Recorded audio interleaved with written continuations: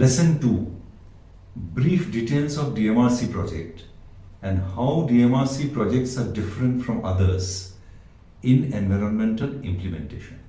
DMRC, Delhi metro rail corporation, environmental impact को कम करने के लिए एक अग्रणी भूमिका निभाया है और भारत में सस्टेनेबल अर्बन ट्रांसपोर्ट के लिए एक मानक स्थापित किया है। डीएमआरसी की पर्यावरण नीति में ये प्रतिबद्धता स्पष्ट रूप से दिखाई देती है। This commitment is clearly outlined in their environmental policy, which emphasizes eco-friendly planning, energy efficiency, and pollution control across all phases of metro development. Initiatives such as rainwater harvesting, solar energy usage, regenerative braking, and green certification for stations further reflect DMRC's dedication to environmental stewardship, making it a model for metro systems nationwide. Metro projects minimize the environmental impacts in 4 different steps. 1. An environmental impact assessment EIA is carried out to identify, evaluate and mitigate potential environmental and social impacts during the construction as well as operation.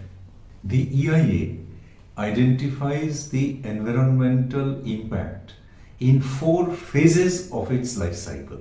As we can see, negative environmental impact is maximum during the construction phase and is highly positive during the operational phase. So the EIA outlines what measures must be adopted to minimize the negative impact during the construction phase. From the Environmental Impact Assessment EIA, the DMRC team derives specific environmental safeguards that are translated into contractual obligations for the contractors.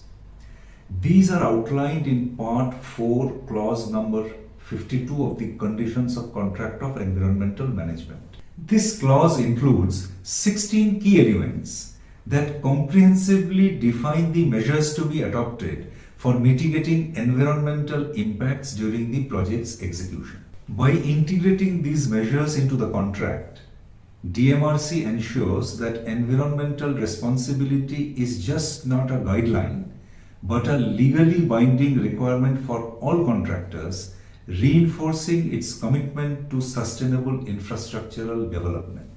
Once the conditions of contractor are accepted by the contractor prepares the Environment Management Plan EMP, which outlines specific measures to control pollution, manage waste, reduce noise and dust, and protect natural resources during construction activities.